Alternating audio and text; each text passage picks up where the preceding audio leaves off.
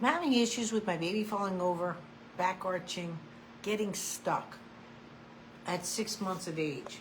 Now, I'm glad there wasn't birth issues. However, guys, this you don't know a lot of people think that since there was no birth trauma, everything was fine. I'm really excited that you've been in the program, but what I want you to look at is Malaysia. I wrote it in the comments.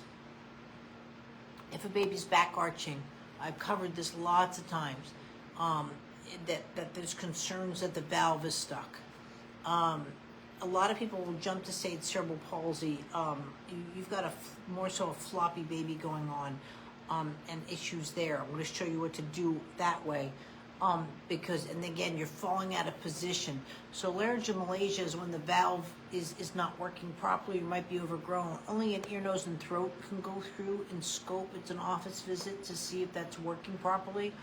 But they do it for respiratory stress. And you don't want your child to be in respiratory stress. I'm telling you right now, if a baby goes to do this and they can't breathe, right? Same thing. If I was drowning you, what are you going to do? You're going to go like this to open up your esophagus. It's natural intelligence. It's not a sensory thing. It's like I can't breathe. And when I say that, it's not a pulse ox, I can't breathe, but it's sticking. And you and I might go, to do something. Well, babies don't have self-soothing way until they're past 2. Like this hair that's driving me nuts. I can sit there and do like that. A baby wouldn't do it. They'd work with all the hair there, or, you start seeing about a 2-year-old, they'll sort of smush their foreheads, but, they don't have the dexterity and the fine motor skills, and they don't self-soothe. They can't blow their own noses. We have to teach that. So, you're certainly not going to have that at 6 months of age. But what you need to be working on, first of all, when your baby's back arching like that, until you've ruled out laryngomalacia, there's no propping. Okay? If your baby is doing this to breathe, your baby is doing this to breathe. Right? And if you're worried at all, guys, the hospital's that way. This isn't a conversation of like, he should be okay. Technically, laryngomalacia self-resolves by 11 months of age, but when it's affecting development like you have, I want you checked out within a week, if possible. Call them up, talk to the office manager. Don't tell them some lady on YouTube said this. Say, I have concern of my child being in respiratory distress. One of its professionals or whatever suggested this. I need to get it ruled out. I can be at your office in 20 minutes. I'll be on the cancellation list. What do I need to do? If not, again, hospital that way. But I don't want you propping back out when they're just going to, when you or me or this child is saving every bit of energy to breathe versus a breath-swallow ratio and and again, I'm not talking pulmonary. This is just a valve getting stuck. Like a valve in your car, it's just, it is what it is, but it needs to be checked out. So what's happening, when you're here, so she's trying to keep where the valve is open, right, and going like this, and so she's falling out of it. That's not a rolling over, that's a falling out. The other thing is, what you're showing me in the video is, even my baby doll, you can see a ratio of the shoulders. Her shoulders want to go down. You guys, go to sleep tonight. Lay on the living room floor right now. Lay on your floor and don't press them in, but go where your shoulders are back crossing midline and your back like this. And you can see this, again, another warning sign. The baby's arms are going out this way, right? And stuff, and the shoulders are going down. You're not going to get a rollover.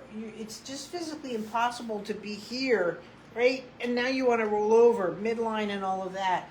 So you really have to go and work one of the most easiest. And again, whether the back arching is happening or not, you're just under here securing the shoulders, and you're going to be working with that midline crossing, but also start to go with that midline crossing within the shoulders. It's a really easy exercise. Now again, rolling over should be like this, where I roll over, my head's up and so forth, not rolling down. Rolling over shouldn't be, I'm pushing my head back enough that I get my flop over into my belly. That's locomotion that's just should not even be in a child's vocabulary. You've got to rule out and go after that respiratory responses. This is beyond a pediatrician. I'm sorry for the pediatricians out there. When you need a specialist, you need a specialist. But it's got to be ruled out, and it's got to be ruled out with a scope. If it's an emergency situation, again, especially if they're doing it when they're sleeping, to do the respiratory responses, you can look on the search engines within this group on Laird in Malaysia. You can see it even happening. I mean, I've had kiddos literally in a C shape back this way, going in for emergency surgery because nobody knew, and they just said, oh, a cerebral palsy. But you don't have the tone issues with cerebral palsy, and that's why I'm going after respiratory. But because of the saving or opening of the valve, she's really just not establishing. I'm saying she, could be a he. I'm sorry, it said your baby, and I'm just going with it.